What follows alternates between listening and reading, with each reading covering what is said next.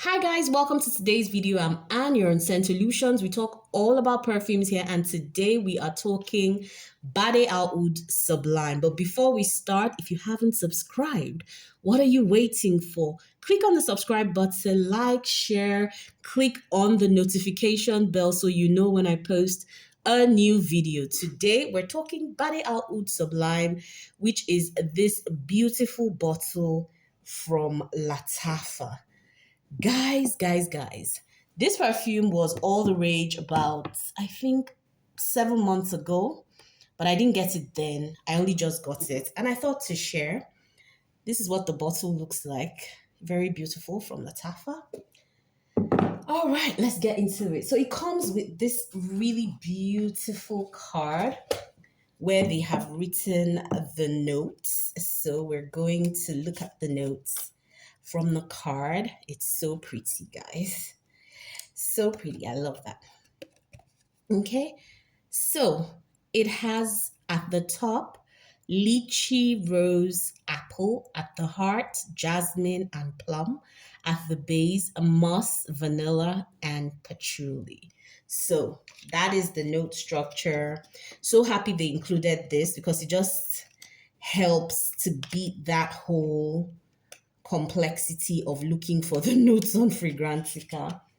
All right, let's get into the review. So the opening of this perfume is very, dare I say, lush. It's really lush and just very juicy. It's lush, it's juicy, it's sweet.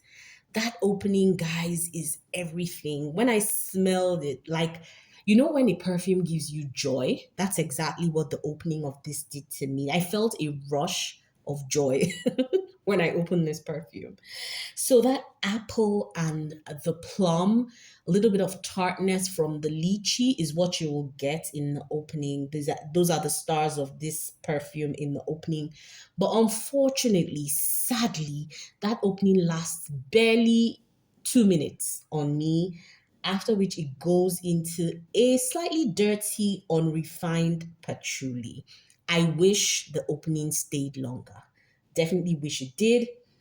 It's when it gets into that patchouli realm, it becomes very dry, a little dusty compared to, the initial juiciness of the opening. So I found that transition a bit difficult to deal with because I loved how juicy the opening was. About 15 to 20 minutes in, the fruitiness remains, but you now start to get that sweet, syrupy fruitiness in a pared down way. The rose also makes an appearance here and meshes very, very well with that fruitiness to give some sort of fruity rose vibe.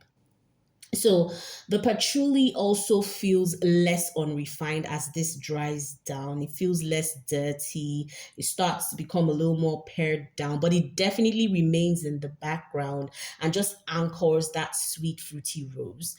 People say that this is similar to Keali Eden Juicy Apple. I don't have that, unfortunately, so I can't make that comparison. But is the opening of this perfume a winner? Definitely is. Let me know if you've tried both perfumes. That's the Eden Juicy Apple and this one. And let me know what you think about both. I definitely, honestly wish the opening lasted a bit longer. This would have been a badass perfume if the opening lasted longer. It is interestingly a very light-hearted perfume. So when you see Badee Al Oud, you think heavy on the oud. There's no oud in this. So if you were looking for something from Latafa that doesn't have oud, this is it.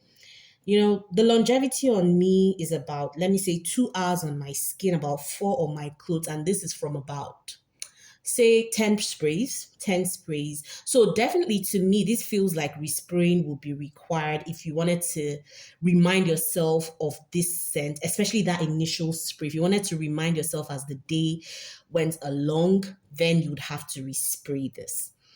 Projection on me is moderate, but I'm hoping it gets stronger as it macerates. So to me, this will do very well in spring, summer because of that tropical fruitiness.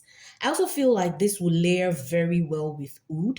if you wanted like a fruity oud perfume. So it seems really versatile. It's a very happy perfume. It's like, it's more feminine actually than it is masculine. So I would see more people who love feminine DNAs in perfume leaning towards this one.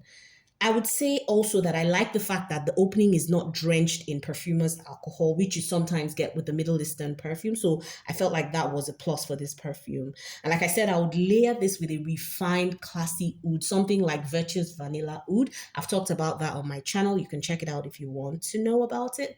I would layer this with that to give a very classy twist to this perfume. Anyone can pull this off. Anyone of any age can pull this off, definitely. But I actually see people who are a lot younger wearing this because of that happy, cheerful fruitiness. Even though, like we all like to say, perfume doesn't have any age. But I'm just saying anybody can wear this. When you look at the bottle and the presentation, I feel like it doesn't quite match the DNA of this perfume. This perfume is very lighthearted, but when you look at it, it looks like it would be mature and sophisticated. It's actually not. So if you're somebody who likes a more sophisticated, sexy, complex scent profile, you may snub this.